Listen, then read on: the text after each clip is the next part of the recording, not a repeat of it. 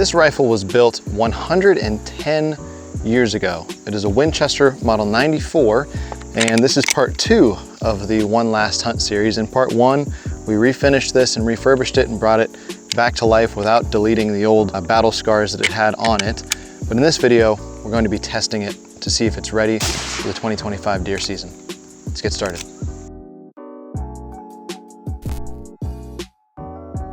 First and foremost, let's talk about the rifle itself. Like I said, this is a Model 94 Winchester, and this one happens to have a really nice rear peep sight on it. Side loading gate, obviously, because that is the way that lever actions are supposed to be. The trigger itself is present. It's not the best trigger in the world, but it's also far from the worst. And the actual action is very smooth to operate. We're gonna go ahead and start a little bit of shooting here. I got a target set up down there at 50 yards. And we're gonna shoot from the bench just to see what the sort of groupings are that this can produce, because most of our hunting with this rifle will be at about 50 yards in West Virginia. Set up here at 50 yards. Go ahead and take a few shots off the bag.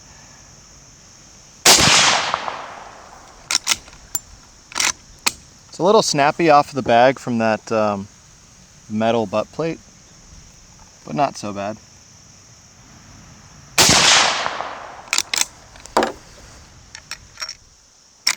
The trigger is honestly pretty darn good. Can't complain about the trigger. Okay. So these first 3 shots are a touch low, but pretty nicely centered. I think I can adjust the rear sight to make up for that. Okay, so here's the rear sight. We need to bring it up. So we can back this off, which raises it up.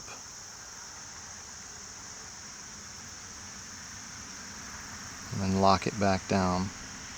Okay. And that should have raised the rear sight up, which should move our point of impact up. So let's send 3 more shots and see what we've got.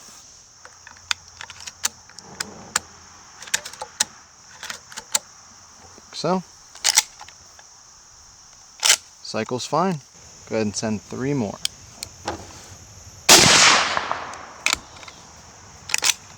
My ear pro's on my head, not on my ears. Ow.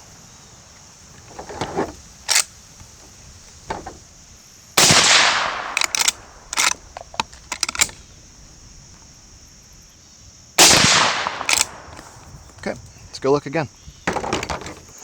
Okay, well, these were the first 3, 1, 2, 3, and then that's the 3 I just printed. So we are done touching this. That is fantastic for a set of peep sight iron sights. So as we could see from that first test, at 50 yards, this thing shoots just fine. In fact, it shoots impressively well for just being iron sighted. That rear peep is a very, very fine aperture, which has some pros and cons to it. Pros being you're gonna be able to squeeze a little more accuracy out of it. Cons being your lighting conditions might negatively affect how your shot's going to turn out. If there's not a lot of light coming through this rear peep, you're gonna struggle to build the sight picture correctly. But it is capable of shooting very small groups at 50 yards, as we just saw. Now, where we're hunting with this rifle in West Virginia, 50 yards is about where our shots land. I've shot as far as like 100 to 110 out there, but usually it's pretty densely wooded and it's not really going to produce long shots like you would get in maybe ag country or mountainous country. So for us,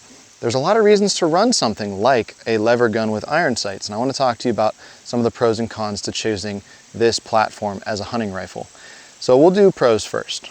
Pros are, it's extremely thin. You'll see the whole gun is about, I don't know, 1.5 inches wide, which means that it's very easy to carry through thicker brush or thicker areas. It doesn't really require a sling. The weight balances really nicely right at the front of the receiver, and you can just palm it and carry it around. And it's very, very light and very compact. Number 2, being a lever action repeater, it repeats very quickly. It's very quick to run, arguably faster than a bolt action, as you can see here.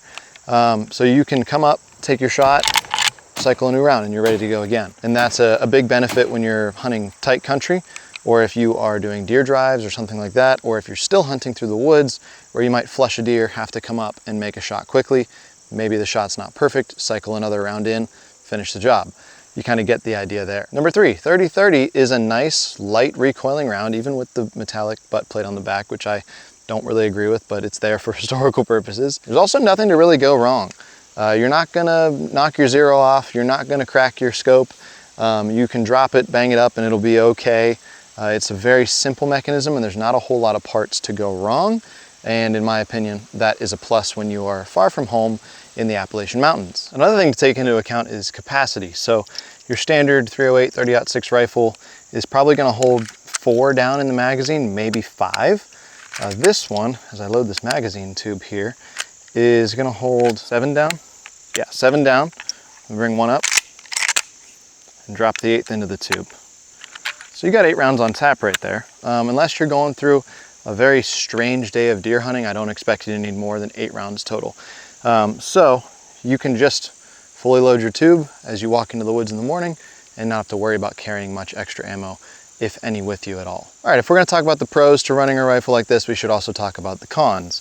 One of the main cons to this rifle is no magnification. Now, magnification isn't necessarily something you have to have, but it is something I like to have while I'm hunting, and I wanna talk about why.